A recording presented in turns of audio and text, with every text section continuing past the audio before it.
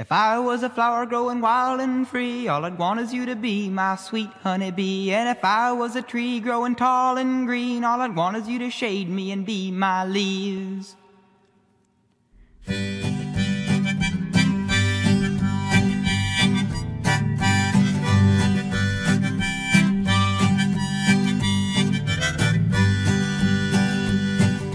If I was a flower growing wild and free, all I'd want is you to be my sweet honeybee. And if I was a tree growing tall and green, all I'd want is you to shade me and be my leaves.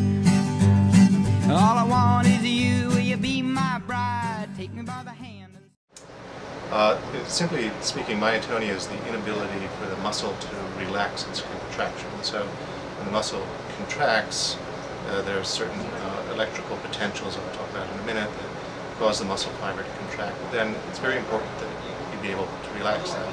And in myotonia, you get repeated waves of contraction happening very quickly without going to the relaxation phase. And so instead of contracting once, you contract once, so you get this wave of contraction, and it turns out to be a stiff muscle. And so you can imagine if you wanted to take your hand and close it and then open it, and going from closed to open, you do change from contracting the flexors to contracting the extensors, but when the extensors contract, you really want to relax those flexors, right? And if you can't do that, you have difficulty opening your hands once you've made a grip. And so that's what people with myotonia have. They can grasp things and use their muscles, but it's hard for them to relax their muscles.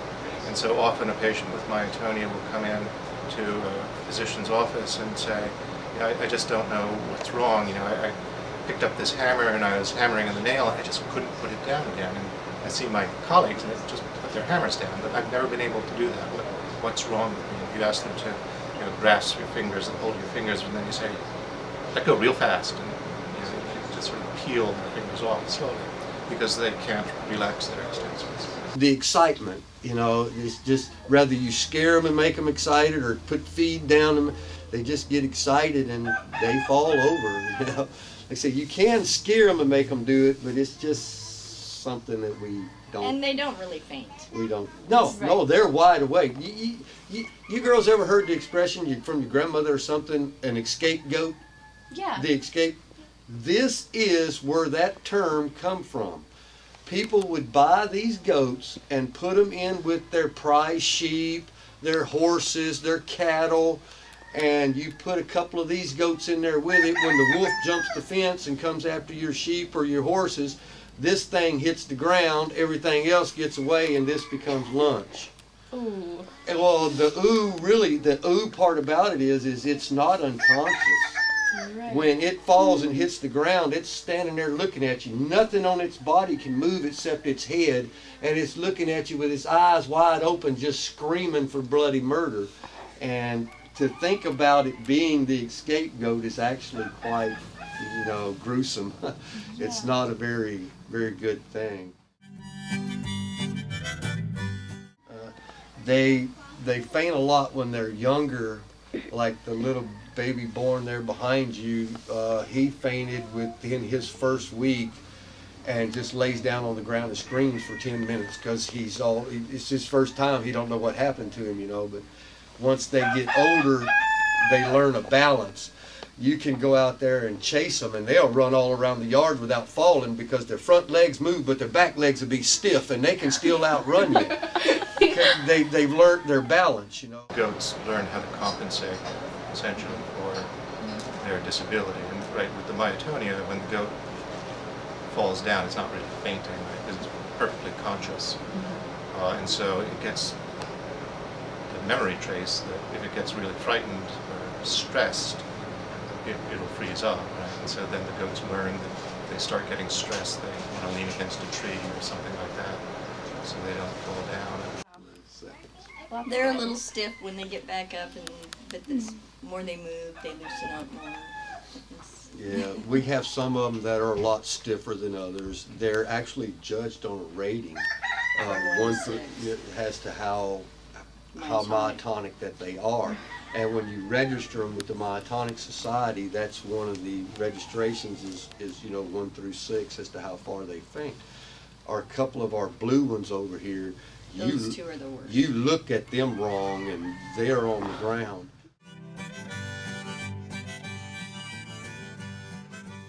So what's now known is what the molecular basis is of why people have these myotonic symptoms.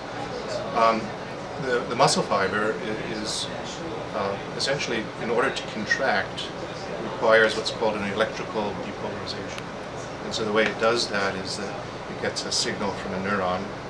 The neuron does something that will start opening sodium channels on the muscle membrane. And sodium starts pouring into the muscle from the extracellular space. And then that spreads as a propagating wave through the muscle. And as it spreads, the sodium causes a release of calcium, and the calcium binds to the contractile proteins and causes the muscle to contract. And then you have to reset that. You have to shut off the sodium channels, pump out the sodium, pump out the calcium. And what shuts off the sodium channels is another channel that opens later, and that's chloride pass through the membrane.